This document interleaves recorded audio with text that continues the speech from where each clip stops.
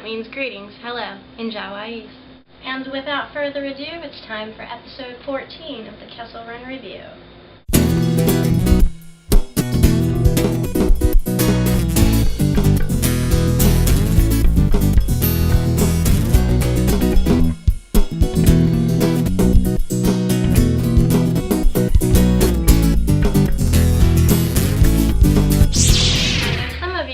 Some luck finding some new stuff, like the Clone Wars Barriss and Commander Cult. But no such luck for me. So this time we're starting off the show with some amazing Star Wars dioramas, or sculptures, or, well, just see for yourself. I made a lot of special modifications myself. This 3 3/4 inch scale piece by Hemble is titled Droid Search, Slums of Mos Eisley. The Sand Troopers, which are from Hasbro, have had their joints super glued and puttied, then were painted and weathered. The walls of the derelict building are pieces of foam that were glued together, and then a mix of plaster and wood glue was applied over the top of it. Hemble completed this incredible scene by adding details using old pieces of straw, droid parts, and poster art provided by Bama 287. By looking at this super realistic long-range recon sand trooper, you can see that the larger 12-inch scale allows Hemble to get even more detailed. The trooper was made by combining Metacom and Sideshow body parts with some extra gear made from the map and dino cases by Dragon. The dewback is from Hasbro. He got some new leather reins, some water bottles from a World War I Aussie light horseman, bags and gear from World War II British and German figures, and a long-range communication device from a staff droid. The base is part of an old desk that has been given a rocky, sandy texture through the addition of fine sand and kitty litter. This 12-inch AT-AT gunner is a customization masterpiece. Working in the 12-inch scale, Hemble began this creation using a Hasbro TIE Fighter helmet and a Tommy AT-AT helmet. His armor and boots are a combination of Hasbro's Stormtrooper and Sand Trooper. The parts list that went into the trooper and his environment is extensive and includes bits of string, a battle droid hand, balsa wood, old ink cartridges, and pieces of wire coat hanger. It's hard to believe that this stunning representation started off as a picture frame from a $2 store. The detail on this 3 3/4 inch version of Bossk is unbelievable. Hemble posed a vintage collection Bossk, then superglued the joints in place.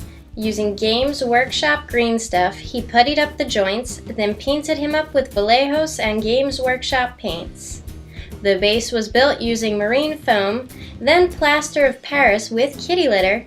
Once painted, the base was finished by adding bushes and shrubs, and a repainted Evil Dead figure. Awesome! If you want to get a look at more of the amazing creations by Hemble, just go to www.hemblecreations.com. I made a lot of special modifications myself. Hey, I'm Dengar, and that used to be me. But now, thanks to Sarlacc Death Sticks, I look great, and the ladies agree. All the best-looking bounty hunters smoke Sarlacc Death Sticks. Warning: Sarlacc Death Sticks are highly toxic and should not be consumed or handled by living beings. If you think you have been exposed to Sarlacc Death Sticks, see a doctor or medical droid immediately. What are the cool cats doing on the dog days of summer? Well, now through June 30th, it's your chance to join in the Imperial Shipyard's Custom Create a Wookiee Lover 1138 contest. All you have to do is to create a custom of me, Wookiee Lover 1138, in any role from the Star Wars universe. To see the rest of the entries already posted, go to imperialshipyards.net. And now let's check out some eye-catching wallpapers by Chris Seekell on Outer Rim Artistry.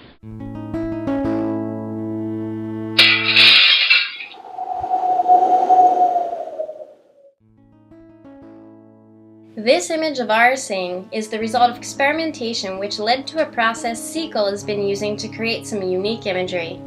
Here, images were merged together and colorization effects add a slight purple neon effect to the contours. give the image a light splash originating from the barrel of Orr's rifle, and give her eyes a menacing crimson glow. His process begins with finding a character image to use. Chris says he tries to find images with monotone backgrounds that can be easily erased out. After doing extensive searches for background material, the selected images are seamlessly merged using GIMP Image Editor.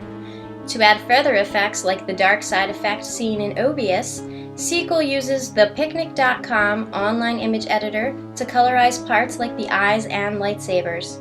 The end of this process results in some vibrant, energetic, and just plain cool designs. There are plenty more great wallpapers by Chris, including Ayla Secura, Boba Fett, Savage Press, and more. Be sure to check him out at secretsoftheforce.blogspot.com.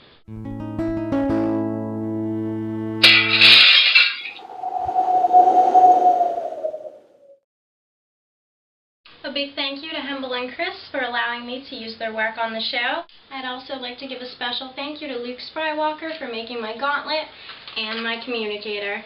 And as always, thank you for watching. To see more from the artists, you can find links on my website, churla.com/KesselRunReview. Or, if you'd just like to chat, you can find me on Facebook under WookieLover1138 of the Kessel Run Review. Until next time, may the Force be with you. Shuminis Untonipa. He can go about his business. Move along. Wanted in connection with the destruction of the Death Star, the Empire's most wanted fugitive, Luke Skywalker, was spotted in the Hoth system. There, eyewitnesses say he single-handedly destroyed an Imperial walker. If you see this vile and dangerous individual, do not approach him and contact authorities immediately.